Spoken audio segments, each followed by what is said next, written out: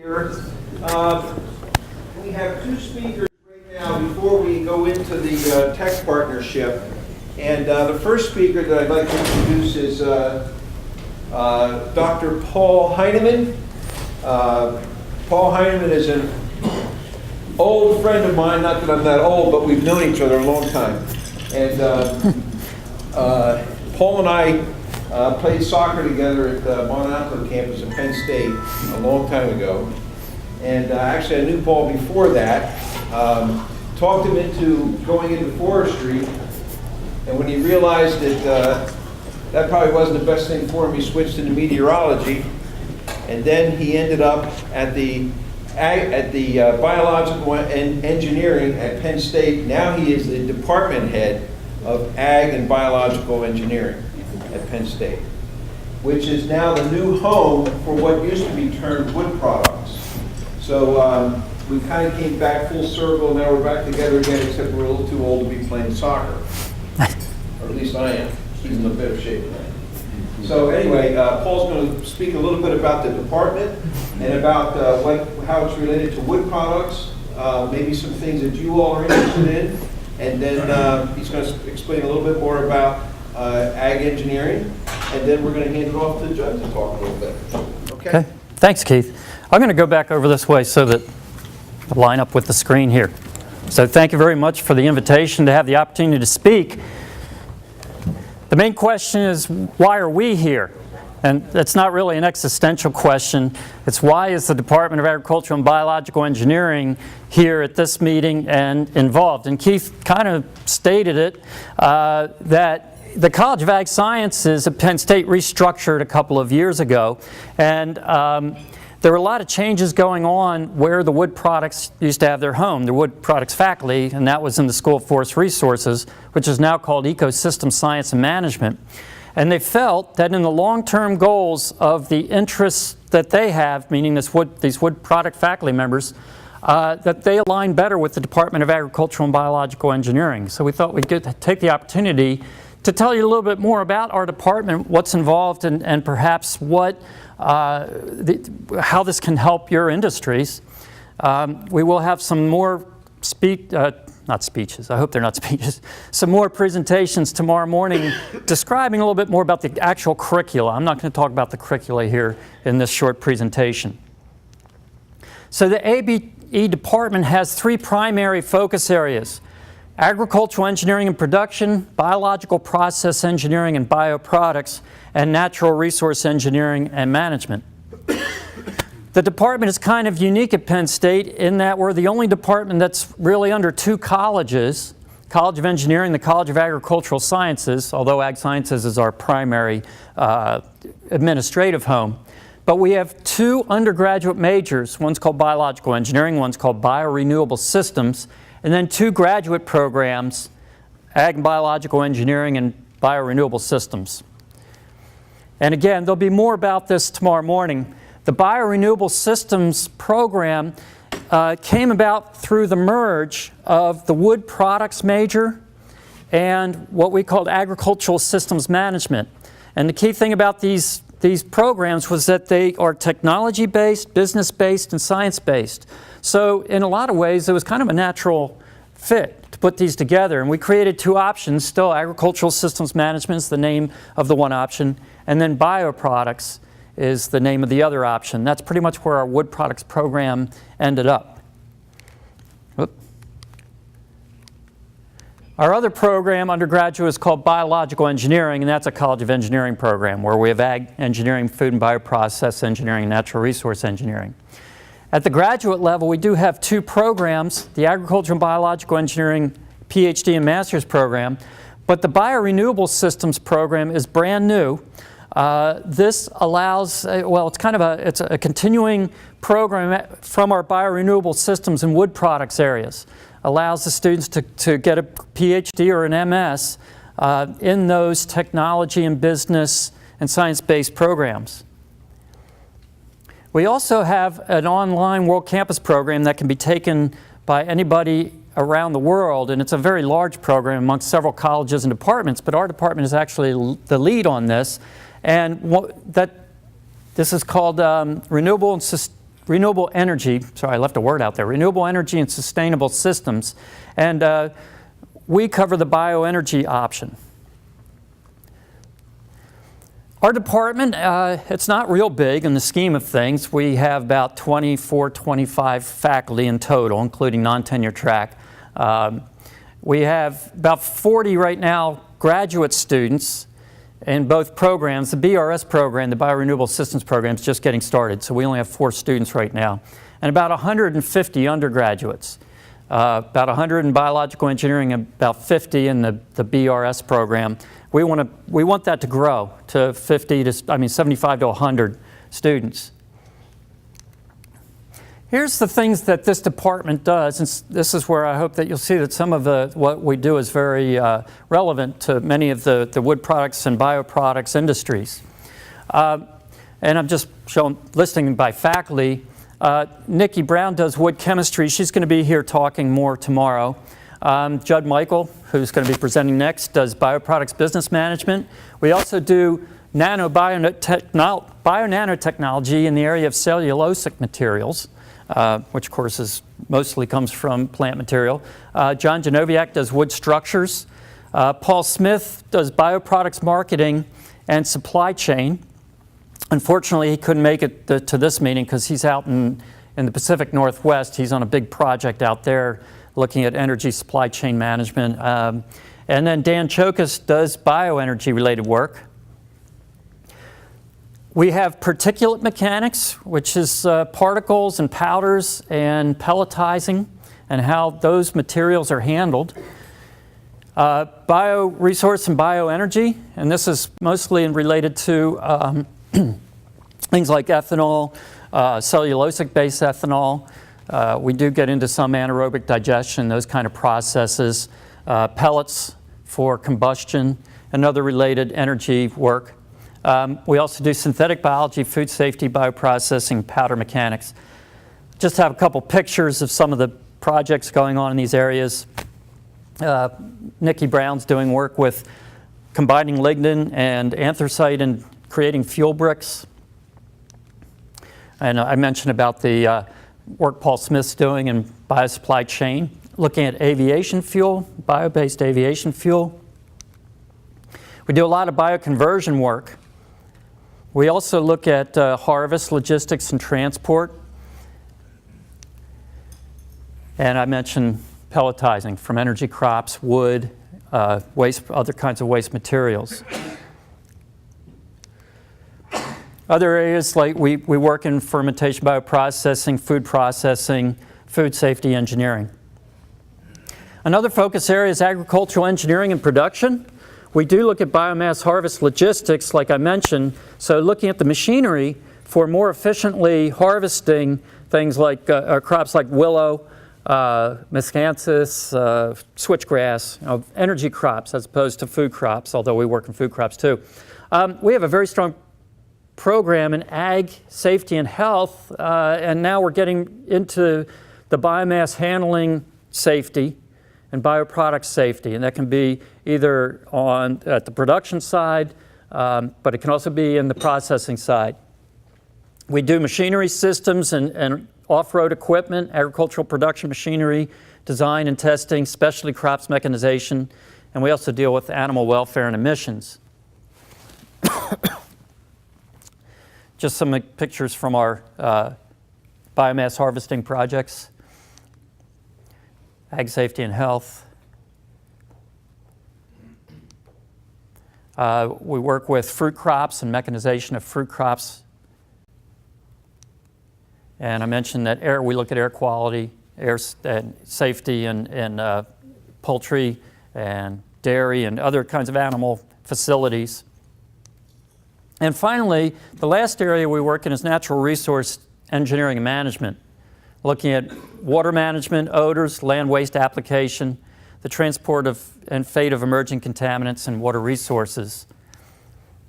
So we do odor studies to see how people react to odors, such as when materials are spread on fields. Reusing wastewater and filtering the water through living filters and constructed wetlands. looking at some of the emerging contaminants that probably been in the water for a long time, but things like pharmaceuticals and hormones and how agricultural applications can affect water quality, what happens to those. And so that's just my very brief overview, and I'd be happy to answer any quick questions. You'll learn more tomorrow morning about the actual curricula. So, are there any questions? Okay. I like to keep things short, so yeah, Keith, you have a question? Yeah, I just explain real quick about the aviation fuel project that Paul Smith's working on, because I don't think people understand that that's cellulosic-based kind of solution. Oh, yeah, that's plant-based fuels for aviation use. And I know the military has a goal of having a certain percentage, maybe it's 100% at some point, excuse me, of having their aviation fuel be homegrown, you know, as part of energy security. But they're looking at the logistics and the supply chain, and this is primarily being driven out of the Northwest with Washington State University, although it certainly could apply across the country. Judd, do you know anything more about that project? It's kind of new to me, so I don't know a whole lot about it. Different airlines, like Virgin Atlantic and some of the other cutting-edge airlines, as well as the big manufacturers like Boeing, have said they want to try to use some of the new bio-based jet fuels. And they want to get away from petroleum-based and maybe get away from the power of the Middle East. And as you said, help us to have more control over our own fuels. I think a lot of the interest in the Northwest is because that is looking at wood byproduct and deriving fuels from that, from forest products. So part of the original interest in this was the fact that there is a huge hardwood supply here in Pennsylvania alone. Regardless of the quality of that, the fiber availability is very high, so that's why it was being looked at. Yeah, right? yeah. I think it's definitely that's why we're involved in Pennsylvania. Anything else? Okay, thank you. Okay, well, we'll switch off, and Judd is going to speak a little bit about lean being the new green, or is it green being the new lean, or something? Okay.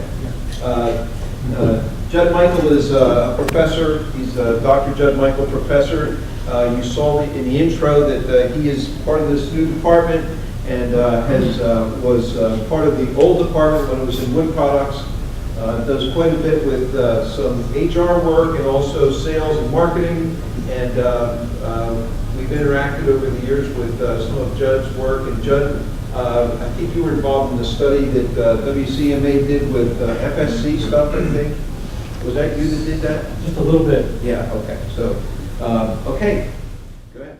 Thanks, everybody. Good afternoon. As Keith said, some years ago, Chuck Ray, who's my colleague here, and I did a lot of work with different wood manufacturers, Yorktown especially, Pennsylvania House, although it wasn't our fault that they left, and some with smaller companies like Keith's. Chuck has a background as a corporate R&D director with Louisiana Pacific, worked with some of the biggest cabinet companies in the country, doing studies like we tried to do a few years ago. And as you'll see in a minute, there are problems with using lean in the wood industry that a lot of outside consultants don't ever think about. And so what we see now is a trend towards green, and I'll interpose the words green and sustainability interchangeably here in the next couple minutes. So when you hear this word sustainability, what do you think of? Keith told us we had to be interactive, so I've got to at least ask one question. Renewable, okay. Long lasting. Anything negative? Expensive. All right. How about natural? Natural. All right. A lot of people have a negative connotation with sustainability.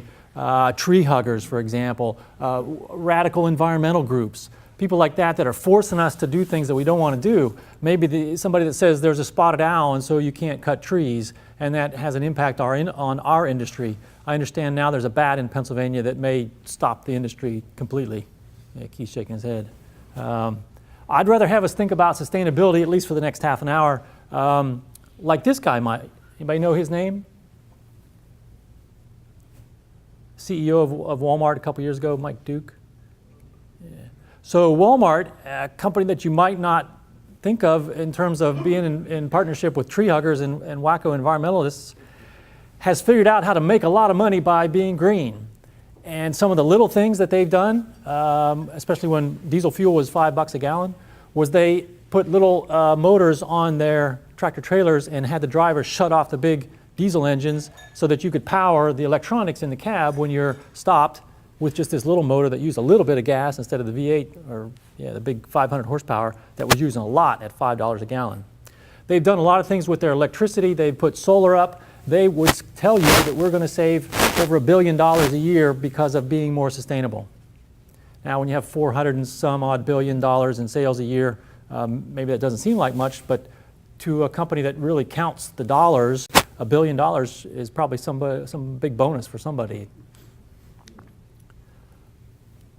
Who was our first waste pioneer in the U.S.? Some people would say, good old Ben Franklin. He wrote what that talked about waste and not wasting? Yeah, but didn't he have a publication? He said waste not want. Yeah. Yeah, he wrote different things like the Almanac and all kinds of different publications where he was telling people, don't waste, be frugal.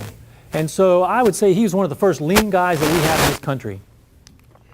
So we're trying to get away from the tree hugger picture and think more practically in terms of what Walmart might think of or Ben Franklin. So I'll try to make 3 main points today. Management thinking has in many ways evolved from lean to green. And so in terms of a management strategy, we have evolved over the last 100 years or so. There's a lot of overlap between lean and green. And so if you're doing lean, maybe it's not that big of a jump to go on to green. And then finally, we believe green can be a strategy, maybe even better than lean, to help your company's bottom line. And so here's just a couple of names. Apologize for those of you in the back. Scientific management, back 1910, 1920, a guy named Frederick Taylor was one of the first to come out and say, we need to apply science to manufacturing. And he made a lot of steps forward for this country, teaching us to be better manufacturers. And then we moved on. Henry Ford actually was one of the first to adopt lean, and the Toyota system came about because of what they learned from Henry Ford. Maybe some of you remember TQM, and then lean on the 90s. And then sustainability now, we might argue, is the next, not management fad, but management strategy. And so origins of lean. I'll help you read this in case you can't see from the back. A set of principles, concepts, and techniques designed to continuously, and that's underlined, eliminate waste and create value. You have a consumer orientation, just in time, lots of buzzwords like that that help, if you can follow it correctly, make lean much more successful for your business. Now here's one of the first mentions of sustainability that I could find, 1713, a German. And I read this, and I thought, that reminds me a lot of American forestry, or at least the forest products industry. Long-term responsible use of resources. Who else uses resources as well and over time as we do in forest products? Not many. Here's a more modern definition, and I like this one because a business executive can maybe get your teeth into this a little bit better than some of the other United Nations definitions of sustainability. A continuing evolving process that resolves the conflict between the competing goals of economic prosperity, environmental quality, and social equity. So that's a more modern definition. A lot of people like this one as the 3 legs of the stool: people, profits, planet. You can't run your business if you don't have economic sustainability, can you? You'll go out of business. So here's some overlap between the green side and the lean side. They both hate waste. There's a lot of cultural challenges. Anybody here tried to adopt lean manufacturing in their company or a former company? Yeah, any cultural challenges? Yeah. People have to have empowerment, don't they? And your average blue-collar 20-year-old doesn't necessarily want to have empowerment. Some employees want to come in and sand that table leg, and they want to do a fantastic job, but they want to get a paycheck and go home. Not necessarily anything wrong with that, but in a lean environment, sometimes it can be tough. That brings me back to employee involvement. Certainly metrics. We have to measure a lot with both lean and green. One of the famous management sayings is, you can't manage what you don't measure. All right, so here's another example. If you've done lean, you know the Kaizen process. It's one of the basic building blocks for a good lean system. Focuses on eliminating waste, improving productivity, and achieving continual improvement. So I'll say that the Kaizen events, for example, are a great way to also look for waste that will improve your sustainability. They'll make you greener. So for example, uncovering wastes, eliminating wasteful activities, culture changes, seeking efficiency. Those are all the kind of things that a real lean manufacturer would do, and it would help them to help the bottom line because we're going to reduce expenses. And at the same time, we can find ways to reduce VOCs, for example, other pollutants that we may put out that cost us money. You guys remember the 5 S's? So shine, sort, straighten, standardize, and sustain. So we'd also say, just as an example, that if you follow the 5 S's, there are certainly ways to use those to become greener. So spills and leaks are fixed quickly. So how does that make you greener? What could you spill or leak that would be bad for the environment? Gas, oil, petroleum products, paint, thinners. Anything that isn't water. Okay, good. Anything that isn't water. Thanks. Less floor space equals less energy. If we use daylighting, we don't have to turn the lights on as much. So just one more example there. How about bottom line benefits for lean and green put together?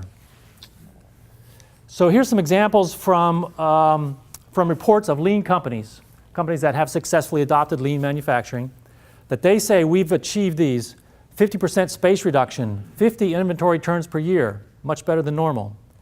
Much greater productivity per labor hour. So in theory, you get to use less people to make the same product. Larger cash flow due to reduced inventory, capital investment needs reduced, defects go down, on-time delivery goes way up. So in our research with different wood manufacturers, one of the things we've found is that it doesn't always work quite that way in our industry. So I know some of you have tried that. Did you have a consultant from outside help you become leaner when you started it? Was that consultant knowledgeable about the wood industry? Enough? Not enough? So what we saw is we saw consultants come in from automotive, steel, a material that doesn't soak up water. It's not hygroscopic. It doesn't have knots. Those guys don't understand our inventory needs. And so they might tell you, if you have a dry kiln operation, you have to lean out all the inventory. Why have all this inventory sit here? And well, obviously they didn't understand the needs around dry kilns and seasonality and things like that. And so we have examples of where those consultants from outside came in and put wood companies out of business 10 plus years ago. So it has not been a panacea for the wood industry. Anybody, here's my question, why? Any other reasons why you think lean has not been really good for our industry? Or not as great as it might have been promised to be?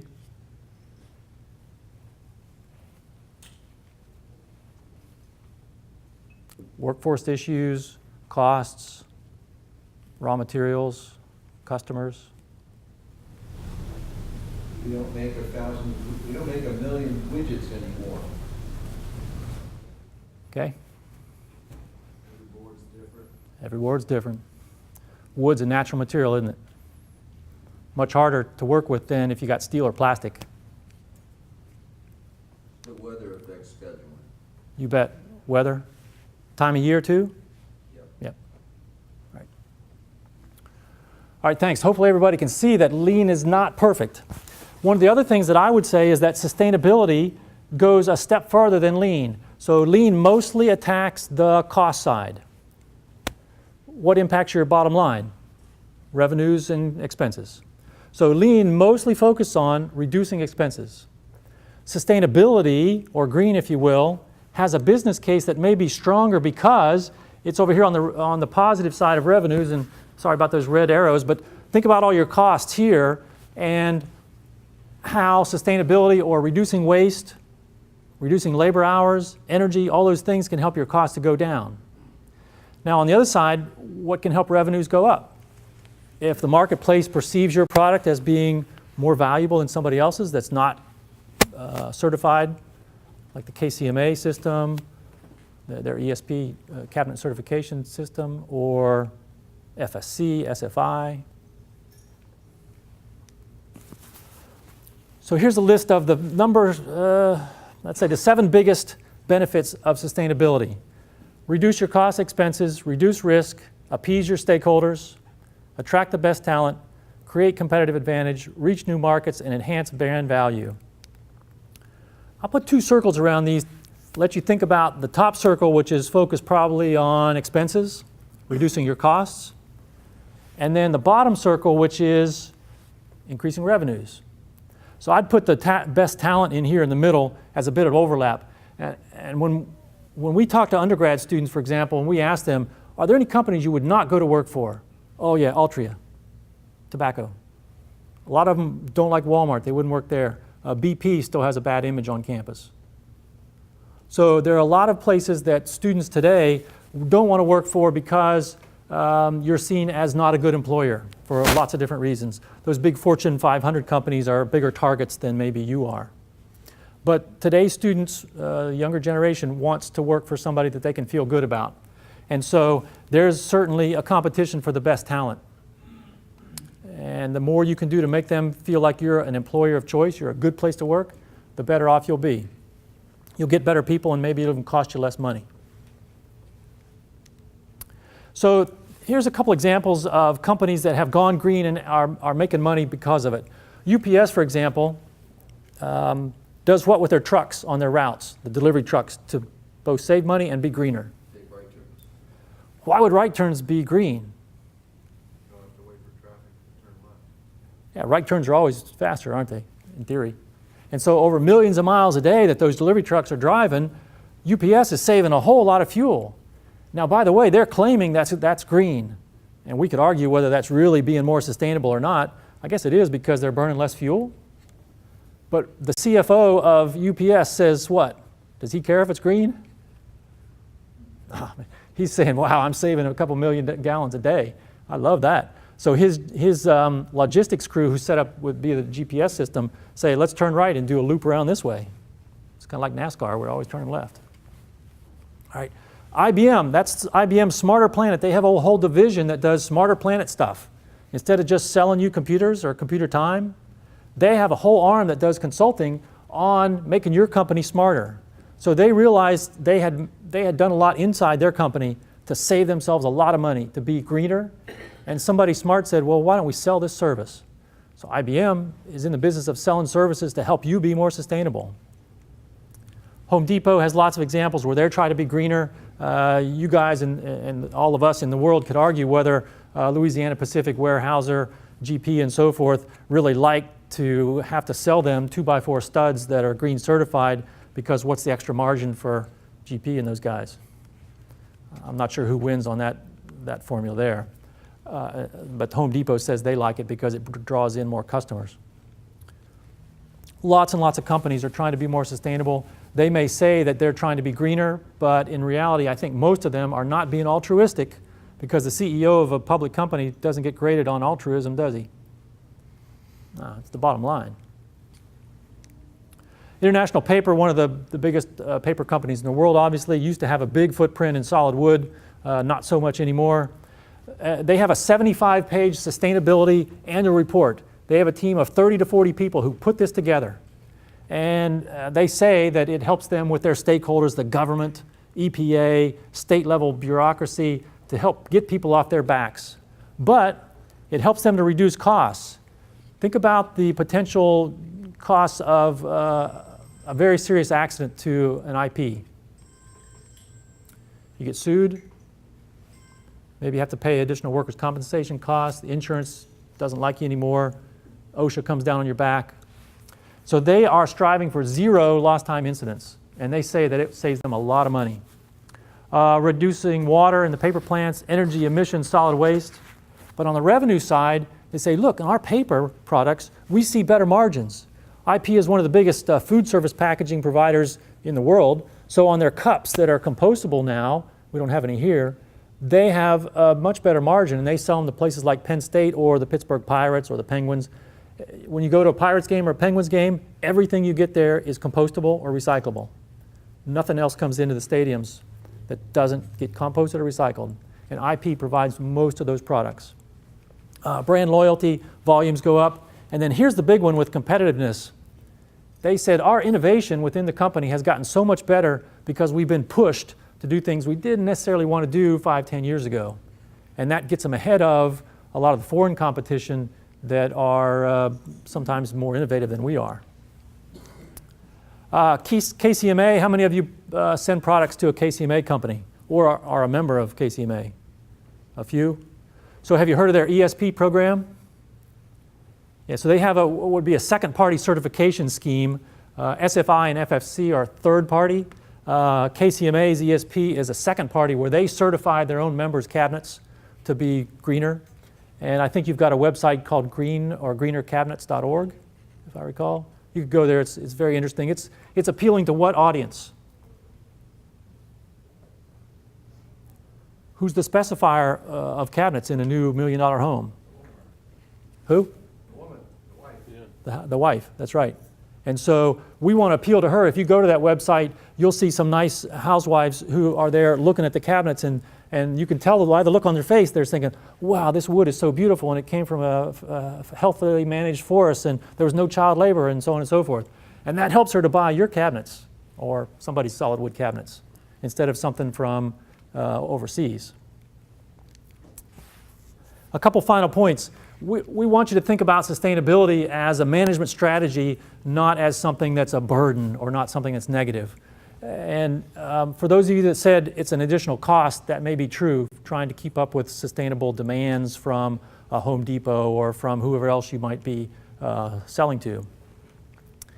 Hopefully, if you look at it this way, you can see how it encompasses all parts of your business. Getting your people more involved, having them act more safely, your drivers, reducing waste within the plant. We had a project a few years ago, we put a grad student with Keith's plant, trying to help him be more efficient. Well, we'd say that's making him more efficient, but at the same time, it's making him greener. Right, Keith? You can argue that. So I think you could sell that to some of your customers. To you all, it's helping the bottom line, but really, he's being a greener company. So if you look at these 6 things, for example, if you're the boss of the company, what does that tell you about the company, let's say, that's being managed that way? If the company's really good at water efficiency, energy efficiency, waste elimination, you think that's a well-run company? Or would that be not such a well-run company? Yeah, so these are just basic management skills that if you're doing a good job running your company, you ought to be doing these things anyway. So these are all things that a green, sustainable company would do. So I think a lot of you could probably claim to be sustainable in ways that you might never have thought about. So don't think about sustainability with the tree huggers. Think about it in terms of management strategies.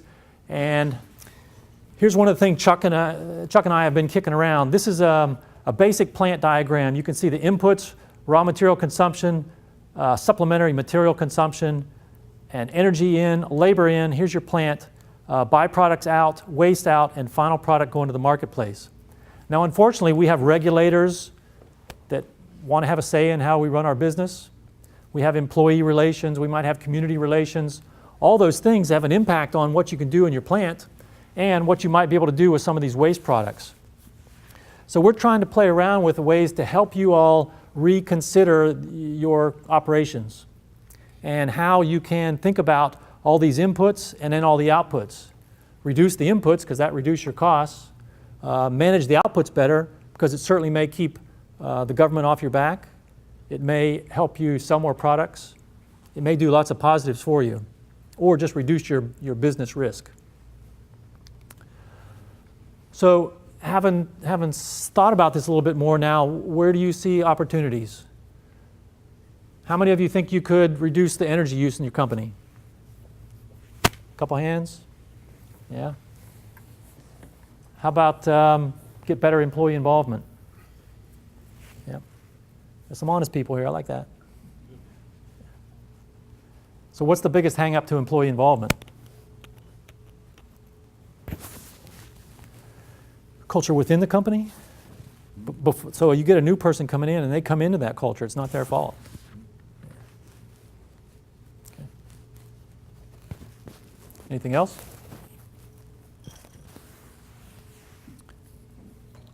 How many of you do a really good job measuring? So do you know exactly what the profit margin is on every product that comes out the door?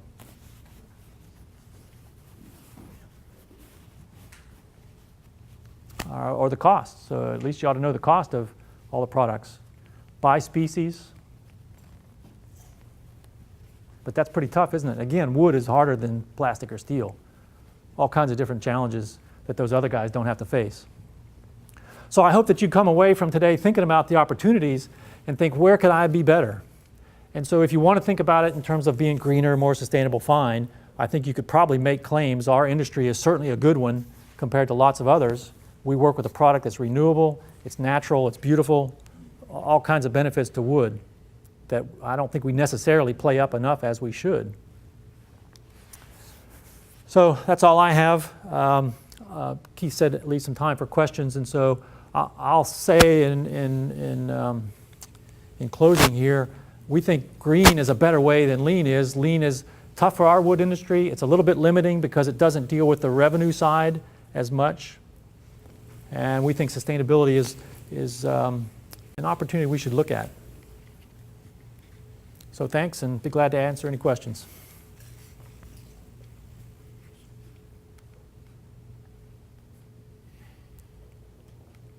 They know everything already. It's a tough audience to when they're perfect already. It's the time of day. Need a beer. I don't know why Keith didn't have beer with this meeting. This is a question maybe for Judd and Paul both, but one of the things that came out in one of the surveys that we sent out to members was questioning the availability of trained employees. So we would all like to have well-trained employees, but are probably scared to death that we might have to pay them $1 million to come to work. And so as a university, you guys are selling an education and qualifications with that education. So how would you address that question? Maybe we should get the president of the university to speak to that or something. So give me the specific question. Okay, so you're in the wood products industry. How would you guys in this BRS program adequately address being able to supply kids to this industry? So we think that the enrollment will follow demand is one short answer. So as kids realize, hey, I can get a good job working for Conestoga or Lewis Lumber Products or whoever, it could be Temple Inland, as we've sent a couple kids up to at the panel plants. We think the word will get around and we'll have more and more kids enroll. And so a lot of this comes from word of mouth from you. And so we've had plenty of students come in because somebody in a meeting just like this went home and told kids at the local high school, wow, you should think about Penn State and this new degree they have. So I'd encourage all of you, if you're in this industry, to talk to students in high school and tell them Penn State has this exciting new program that'll teach you about bioenergy and wood products and business and entrepreneurship and all these things that help to make you successful either in your industry or another career. Paul, as the boss, can answer that better than I can, perhaps. Well, my problem with me trying to answer that question is I'm just learning your industry. It's new to me. We've been very, very successful in our department of providing engineers, but we also have been very, very successful for 50 years of providing these technology, business, and science-based educated students to the primarily the agricultural side of things. That one of the things that we bring in is that engineering technology that I don't think the previous, just wood products alone got. So they're getting a broader perspective. We think it's going to make them a stronger student. It's going to give them more options. There's no question about that. So we're not educating specifically for the wood products industry. That's one of the industries we're educating them for. But I think they're going to come up with a set of skills that many of you may not have seen before. And this is not just Penn State. This is kind of a transition that's happening around the country from what I understand. That's the kind of general answer. Keith, I don't know if it answers your question specifically. Well, I think overall, across the country here, we see the universities that have been traditional homes of wood products-based people or forest products-based people, they're just, they've changed the program around. At Penn State, they took out the School of Forest Resources, so fortunately, we've had this availability to marry with agriculture, biological, and engineering. But it leaves the industry with no hope. Where are we going to find these kids that are trained? And then so many of us are now turning towards maybe the tech schools and even high schools to try to develop our own talent. And so what's going to happen long term if the universities aren't able to communicate to us, the employers, the value of these kids that are going to come out with these programs is that it's just going to continue to dive, to drill down to lower enrollment. And so the fact that it's costing so much to send kids to college anyway, and if these kids are being forced to borrow the money in some fashion, they're going to come out with expectations to earn a lot of money. And I don't know where they're going to find those kind of jobs in the wood products industry. So that's probably about 63,000 questions in one statement. Yeah, so you need to start paying them more, Keith. So I'm afraid what may happen is that other companies like Georgia Pacific come to recruit. Some of the wood energy energy companies come to recruit. And if they can afford to pay more because they say this kid has the engineering and the business skills that they want, and they're making money hand over fist, it may be hard for a small company to compete with a $50,000 entry fee for the kid with the BS who can make a lot of money. And back in the wood products days when we had kids going into sales, well, the sales side, they could make a lot of money going to work for LMC or one of the other big companies like that. I'm not sure whether our kids will go into the sales route like they used to. I guess time will tell. But otherwise, they're going to have additional knowledge with math and science and engineering and so forth that will prepare them for higher level skills if you have a job that can use those skills.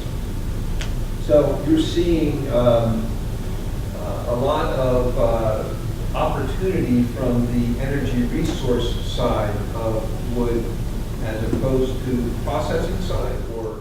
No, I'm just saying it's in addition to. We rarely had the wood energy side 10 years ago, 5 years ago, partly because we didn't emphasize it as much, and obviously the pellet market has exploded in 10 years.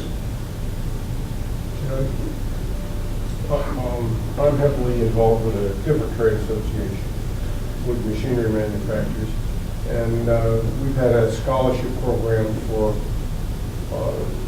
several different schools, wood engineering students, and whatever the terminology was for different schools. And our experience has been that a staggering number of them end up in engineering, but they might be in aerospace or something completely unrelated to wood, where the money is bigger and the skilled kids. Have you had similar experience, or do your students tend to end up in wood? Well, you relate to scholarship. Does that mean your company gives students scholarships from the trade association from the very beginning? Like as they come in freshmen, and then provide them, Some of both. and then they start switching into these other. We got discouraged with the program and haven't done it for a lot of years. Yeah. So now, no, but in those days, there was some from day one and some just for a year. Well, let me give you a response in two different ways. First of all, we like that we get that scholarships are provided to our students. We have many, but we don't give it to them until we're sure that they're in our programs. Rather than starting the first year, they might start getting them their junior year when they're actually in our major, and we know which direction they're going. Very, very few students switch out of our majors. But the other part of it, we have the opportunity to do things reverse of that. Because our department, we have a program in the College of Engineering, there's a lot of good students who just don't want to be engineers. They start in engineering, they say, I don't necessarily want to do all that math and physics, give me more hands-on. And we've had a really good pipeline into that group. About half of the students in our ASM program, which is now Biorenewable Systems, started in the College of Engineering, so they're going the other way. We're picking up students who thought they wanted to be engineers, but they really like hands-on, they like business, but they don't want to do all that high-level math and physics that you have to go through. So we're kind of tapping the direction the other way and bringing them to us rather than leaving us and going to these other programs. So I think that's one of the benefits we'll see. I mean, one of the biggest problems we was faced with the wood products program was just the sheer numbers. Getting 5 students a year graduating from Penn State wood products. It wasn't the jobs weren't there. The industry support was there. They just couldn't get students interested in trying to get that pipeline going.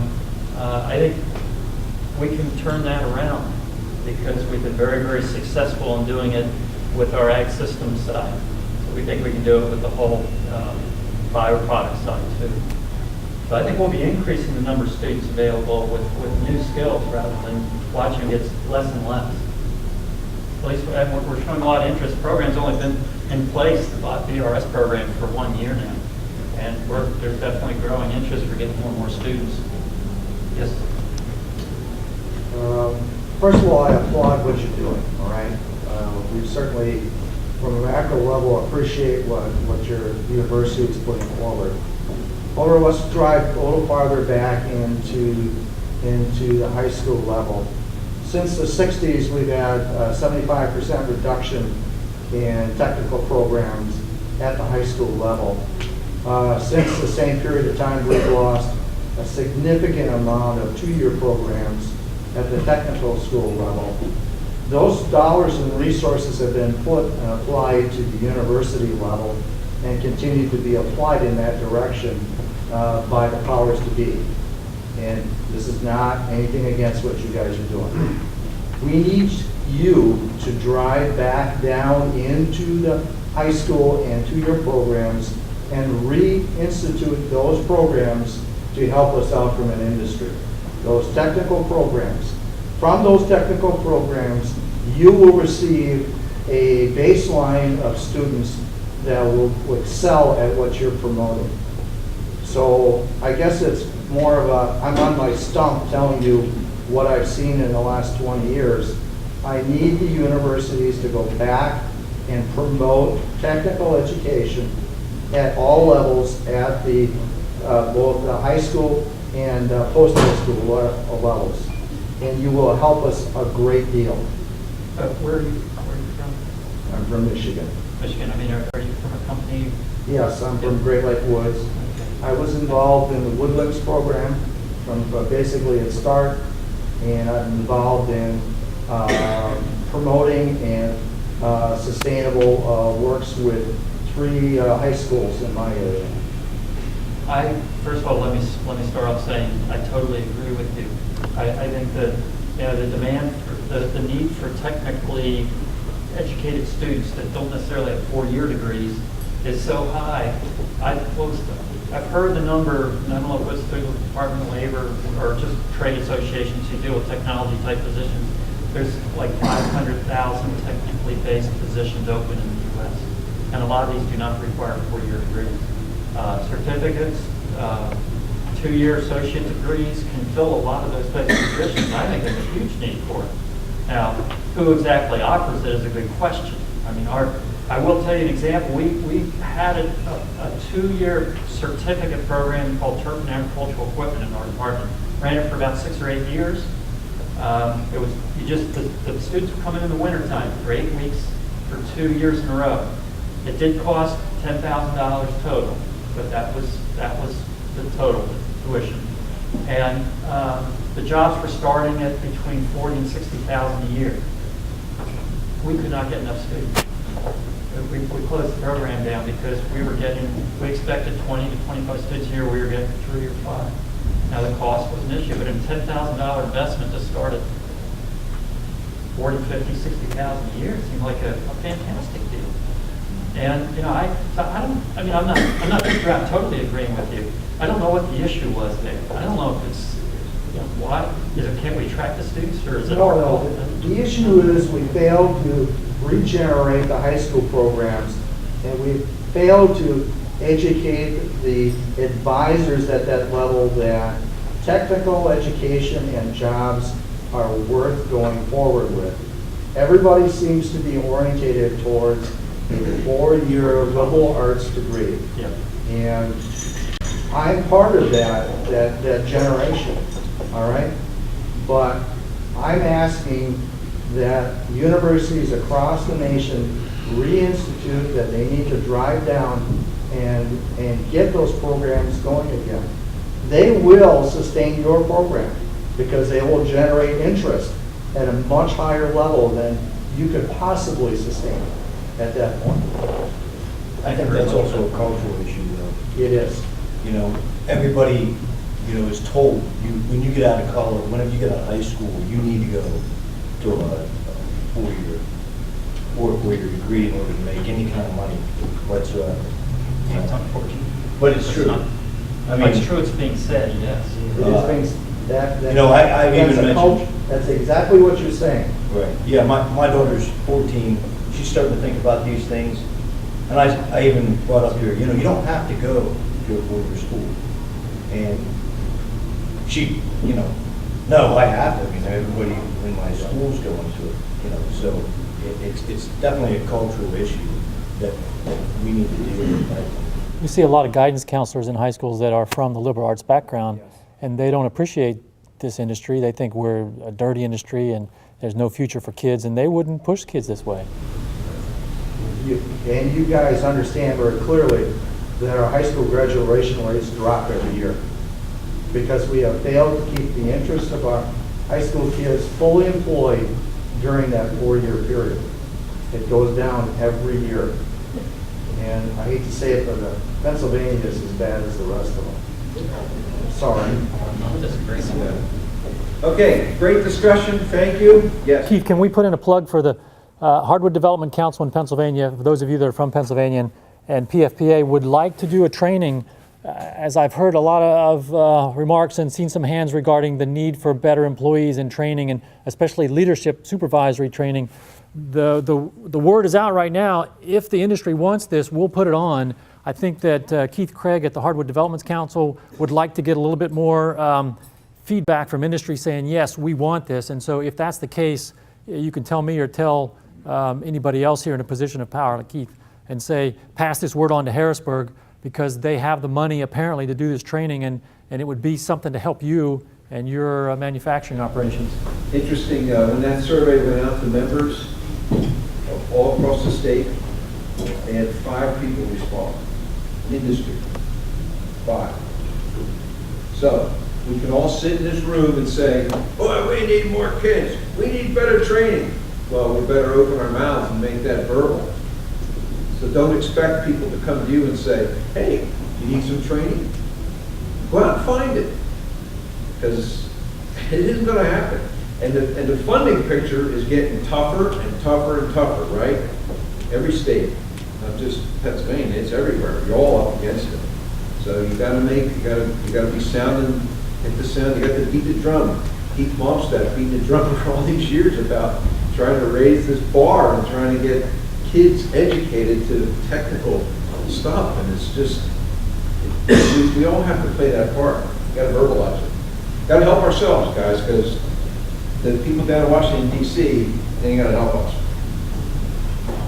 Right? Okay. All right, good. All right, enough said. Hey, listen, Paul and Dr. Heineman and Dr. Michael are going to be here for dinner, through dinner.